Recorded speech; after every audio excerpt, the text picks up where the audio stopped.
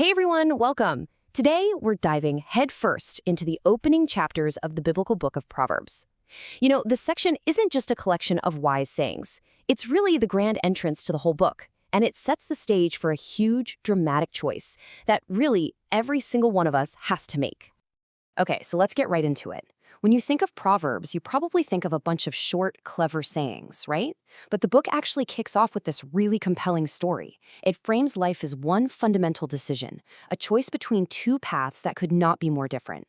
So this isn't about memorizing a list of rules. It's about choosing a direction for your entire life. So this whole introduction, it all boils down to this one powerful image, a forked road. This whole idea of the two ways isn't totally new to Proverbs, by the way. You see it pop up in other places, like in Psalm 1 or even in the teachings of Jesus. It's this timeless framework for understanding the weight of our decisions, both the big ones and the small ones. And believe me, the difference between these two paths is like night and day. On one hand, you have the way of wisdom. This is the path that leads to life, to flourishing in every sense of the word, and to being part of a healthy community. But on the other hand, you have the way of folly.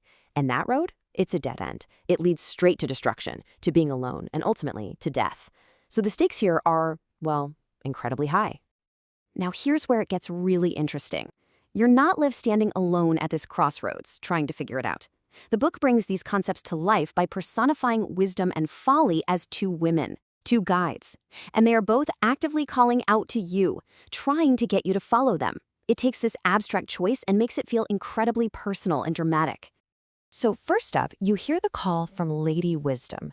And her invitation, it's public, it's noble, it's so generous. She's standing out in the open, calling to everyone, especially those who are naive or just starting out. And she's offering a real meal that she's already prepared in her own home. It's a picture of substance, of stability, of real nourishment. But then you hear a totally different voice, a seductive whisper from Dame Folly. And just listen to the keywords she uses: stolen, secret. She's not appealing to your best self. She's appealing to the thrill of the forbidden, to rebellion, to that quick hit of gratification that you can only enjoy in the shadows. All right, so let's zoom in on what wisdom is actually offering here. We're not talking about a quick snack on the go. This is a full-on feast that she has personally prepared for you. And it's served in a house that is solid, secure, and built to last. I mean, just look at what she's built. A house on 7 pillars. That just screams stability and completeness, right? It's a picture of a life built on order and good design. The feast she prepared shows she's put in the work and she genuinely cares. Her invitation is for anyone, and it promises not just survival, but real community and a life that truly flourishes. Okay, now let's flip the coin and look at Folly. Her whole deal is the complete opposite. It's built on a lie. She's promising you a momentary thrill, but she's hiding the absolutely devastating consequences.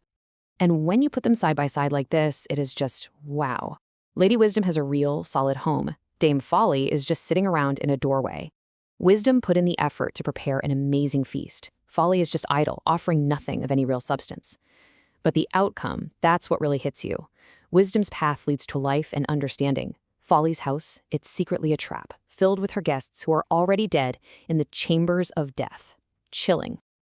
Okay, so the choice seems like a no-brainer, right? Choose life, not the house of dead guests. But that brings up a really important question. If this is so clearly the right path, how do you even start? Where does the journey of wisdom actually begin?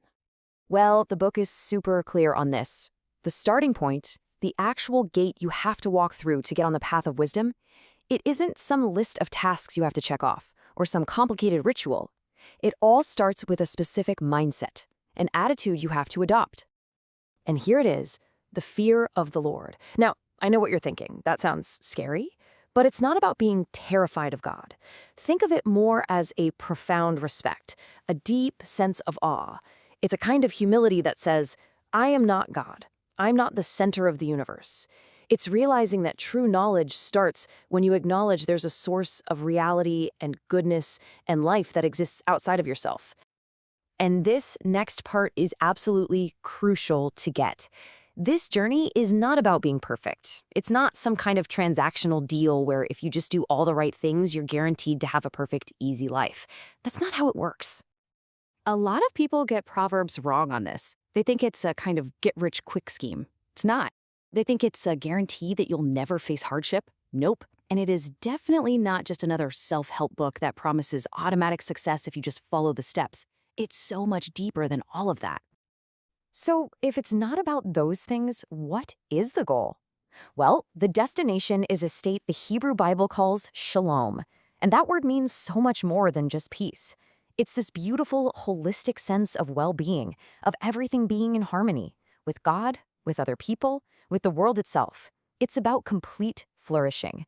So, at the end of the day, Proverbs isn't handing you a simple formula. It's inviting you on a journey. And the real prize isn't finally arriving at some perfect destination.